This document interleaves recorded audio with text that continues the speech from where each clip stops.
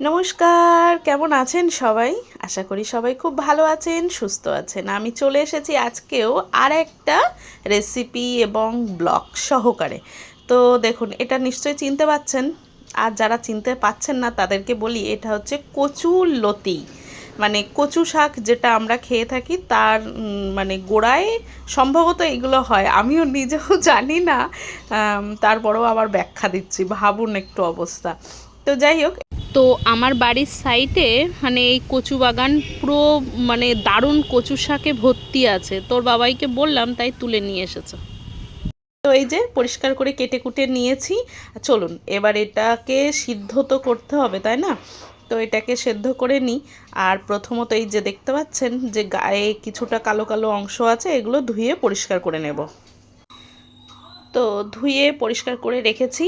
আর এবার একটা পাত্রের মধ্যে একটু জল আর একটু লবণ একটু হলুদ দিয়ে আর কি হচ্ছে এটা সেদ্ধ করতে দেব। তো জাস্ট 5 মিনিট লাগবে এটা সেদ্ধ করার জন্য। তো এটা সেদ্ধ হয়ে গেলেই তারপর রেসিপিটা আপনাদের সাথে শেয়ার করব। তো এই যে চলে এসেছি, সেদ্ধ কমপ্লিট হয়ে গেছে। প্রথমত কড়াইতে দিয়ে দিলাম সর্ষের তেল। তো দিয়ে দিলাম, তেলটা একটু গরম হয়ে গেছে।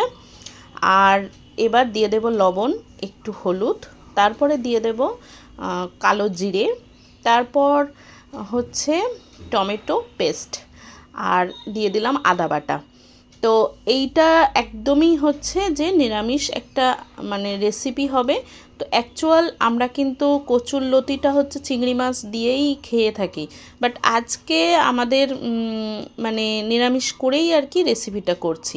তবে এই রেসিপিটা খাওয়ার পরেই কিন্তু এই ভয়েসটা দিচ্ছি, তাই বলতে পারছি আপনাদেরকে যে এটা একটা অসাধারণ রেসিপি। তো চলুন শেয়ার করি। তো এখানে কিন্তু টমেটোটা পেস্ট করে নিয়েছি। নেওয়ার পরে কিন্তু এটা ভালো করে মশলা যা দিতে হয় আর কি, লঙ্কা গুঁড়ো, হলুদ গুঁড়ো, ধনিয়া গুঁড়ো, জিরে গুঁড়ো, তো অল্প একটু চিনি, সেগুলো সব কিছু দিয়ে ভালো করে মশলাটা কষিয়ে নিয়েছি। আর এই যে সেদ্ধ করে রাখা কচুর লতিটা জল ঝরিয়ে তো এর মধ্যে দিয়ে দিলাম। দিয়ে এবার এরকমভাবে ভালো করে নাড়তে থাকলাম।